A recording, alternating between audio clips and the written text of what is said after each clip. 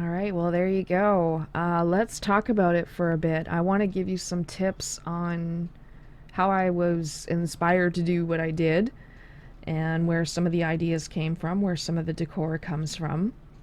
Um, if you hadn't noticed, my house is modeled after the Stuart era. I really prefer that era over just medieval and just Georgian. It's kind of an in between where you've kind of got the fine living, but it's kind of dark and gritty still, just like medieval times. And Georgian, I find, is too light, pastel colors, that sort of thing. And Regency era, which is the sub era within Georgian, is too she for me. Too much fine living. And I didn't want that. I wanted something very casual yet nice.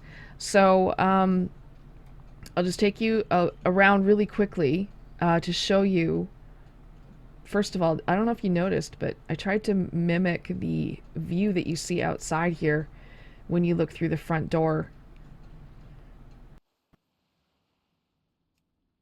Some clothes on. And I'll take a look and I'll tell you exactly how everything came to be. So, first of all, the Stuart era, Georgian era, Victorian era, like a lot of the layouts in the floor plans were very much the same. Most of your common areas and your utilitarian areas were on the ground floor. Ground floor. That's where a lot of the water was easy access in and out of the house. So, kitchens, washrooms, tub rooms, um, indoor gardens, that kind of thing. Anything that required water, ground floor. It was basically a no-brainer. Then when you get into the second floor, third floor, and beyond, bear in mind that the bedrooms were always at the top floor. Most of the time, the servants' rooms were always on the floor below the master rooms. So the second floor could be, if you wanted an extra place for entertaining, then the floors above that would be the living quarters for everybody. So servants first and then the master's quarters. In this house, there is no servant. There's no other bedrooms. That's why I had my apartment on the third floor. And I chose to do a grand living room. It was called the Great Room back then. And that was the grand living area. So when you first walk in, you have a foyer. Now, most houses today don't have a grand foyer. We just have like a little area where you can take off your coats and boots and stuff like that. But really, foyers were a lot more grand back then. They were a room within themselves. The next room was called the receiving room. And this is where you receive guests, but you don't want them traipsing through your house. So these are people that would maybe drop by, like the taxman, people from the church, your neighbors. You would bring them into this room where you would receive them, and you could be comfortable in here. It was very much a comfortable place to conduct business, but then they would leave right away, and there's the door. Here's your hat, what's your hurry? So the receiving room was sort of like you're invited to come over, but you're not invited to stay. If you were invited to stay, the coat room, a lot of this is modeled after Building Mouse had a lot of great ideas for like a cloak room, coat room. So you come in here and now you can take your coat off. Now you're living here. Now you're invited to come in and enjoy the home.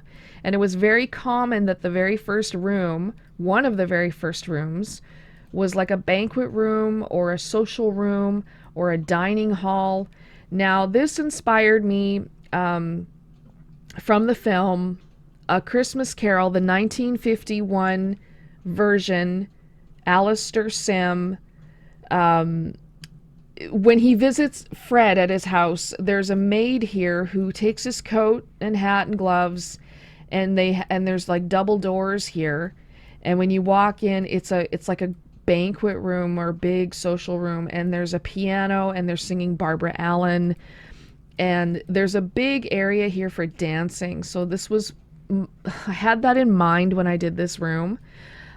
So as you can see, it's the evening circle room, but I constructed a room out of it. I used tons of platforms and walls to make a room so that we could have a view and then we could have a backyard. Also in this room is a dining area. So that, I mean, just to have a dining area.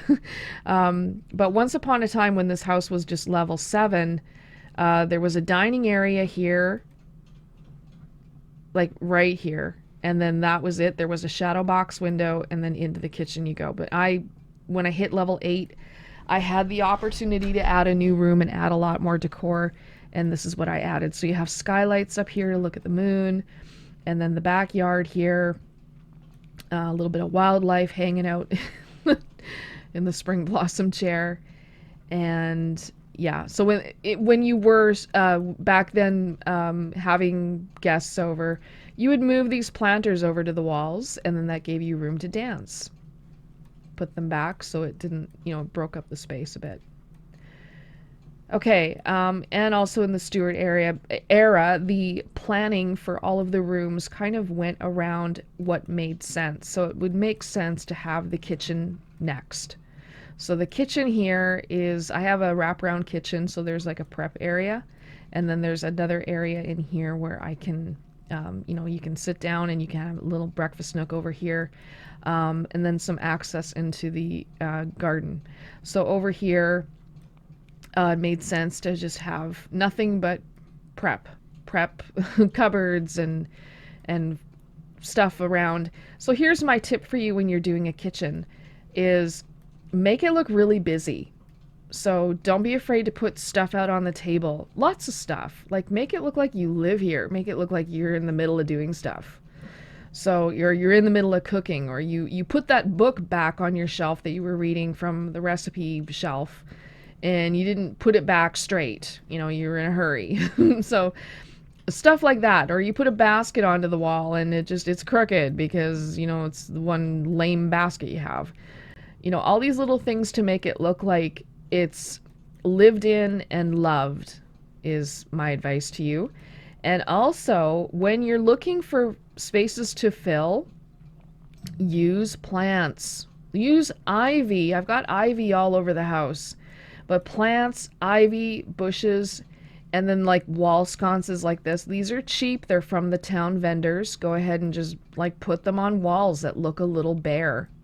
And don't be afraid to put fireplaces everywhere, because most of the time for most of the themes and styles that WoW is borrowing from, there were a lot of places that needed heat in each room. It was not uncommon to have a fireplace in pretty much every room because that was how you heated every room. Okay, and then I know you can purchase greenhouses and farm trellises. I'm working on that right now.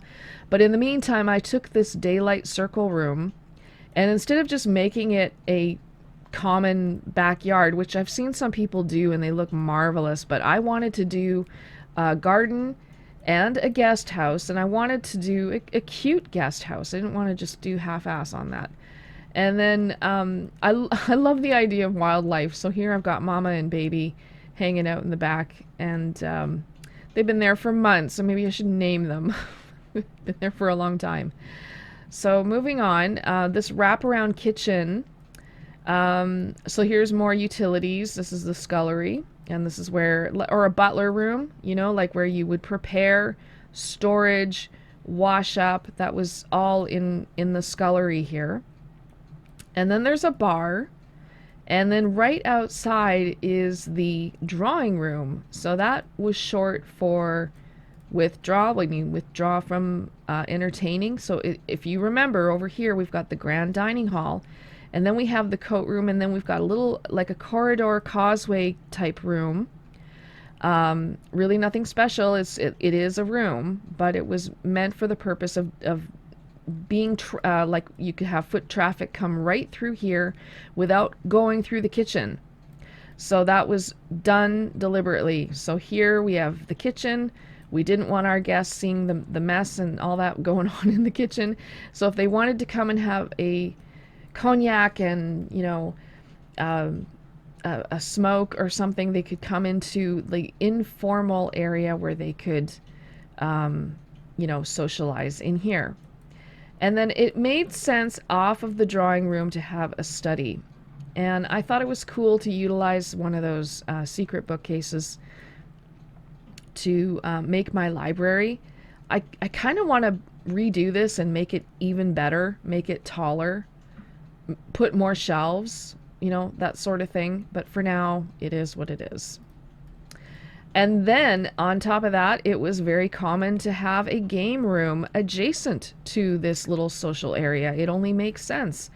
So this was very common to have a billiard table or a place to play cards and board games and that kind of thing. So that's why we've got that there. And then continuing on, because the ground level is where you did everything with water, that's why this little area here is the complete water area. This is like the laundry. I've scaled down a table to make a washboard. This is the Amani fountain, I think it is. It makes a great, design over the sink for running water. The tub room.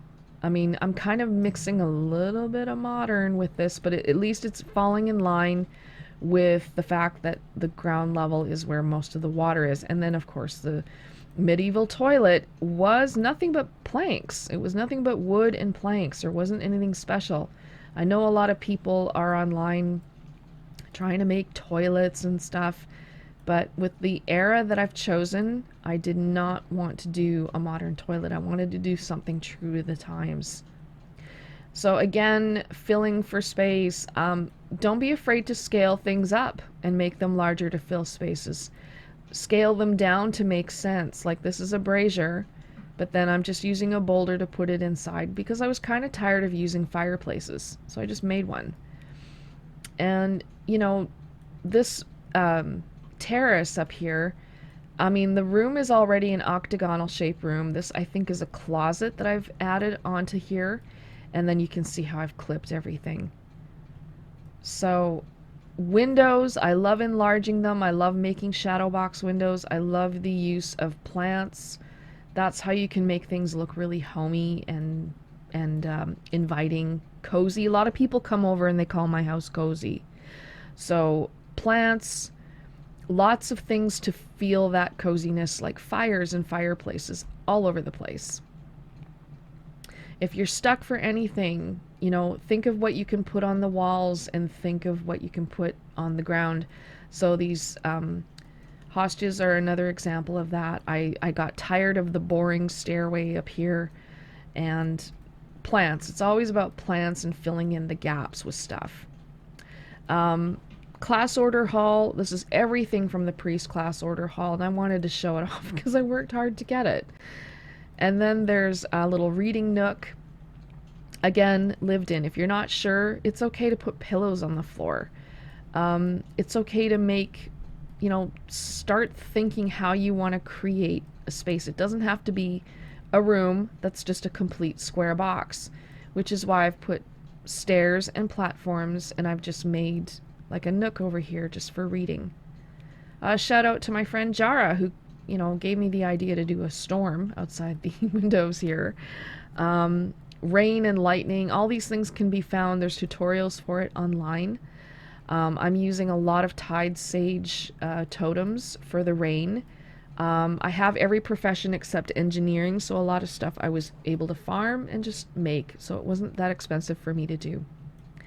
My little sleeping quarters over here. There's a bed tray.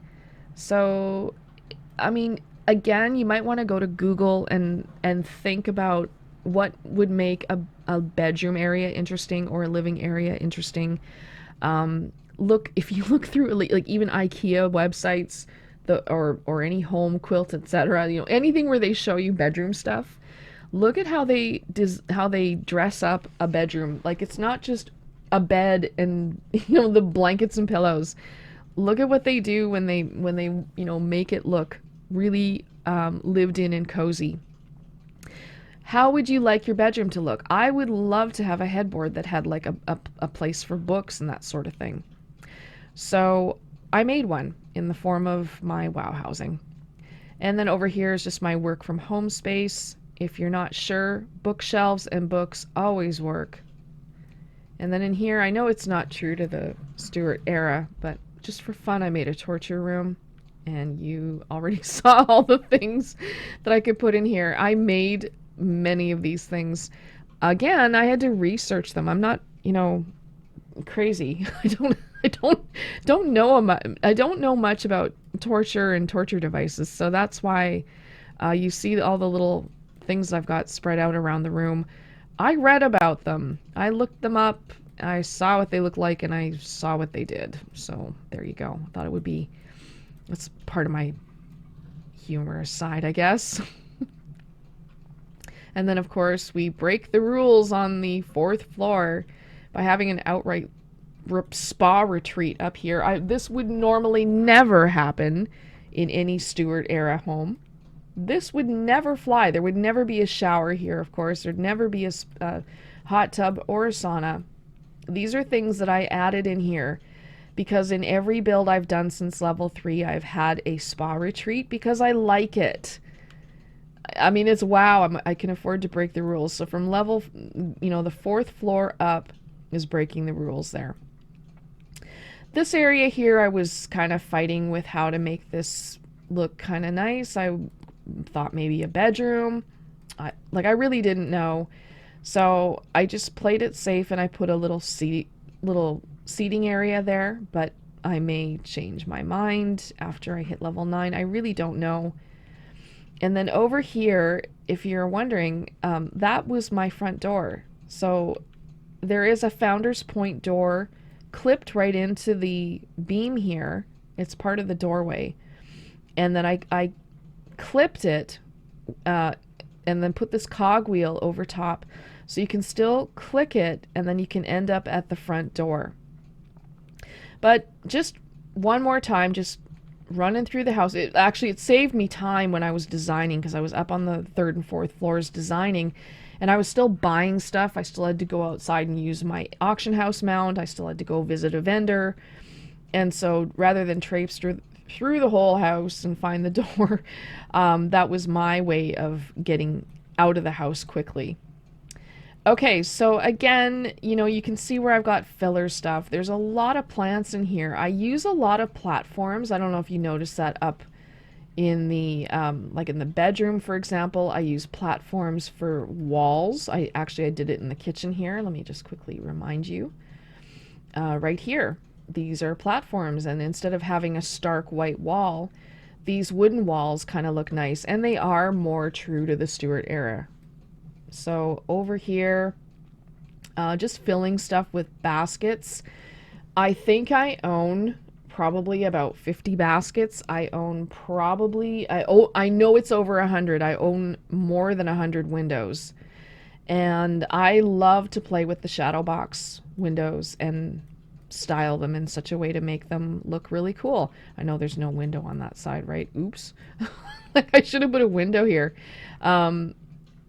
But I love designing like little outdoor spaces like that and make it look fun, make it look busy. So out here, these are all just normal bushes, but they've been scaled all the way up to 200 and then parked right in front of the edge of the room because, as you know, this is a very Truman Show kind of wall. Right? Like, you know what I mean? Like you bump up against it and there's nothing there. So to me, it's kind of a goofy room. I wanted to make it look really, like you don't know that that's what this room is. Like you really are in a backyard kind of feel. You can see the mountains, you can see the sky, but you wouldn't be so compelled to go and bang up against the back like that. So that's why the whole perimeter of the entire room is sort of, you've got the you've obscured the boundaries, I guess I should say, with the plants. And then you have this building here, same thing, like it's blocking that weird dome-like shape to this room.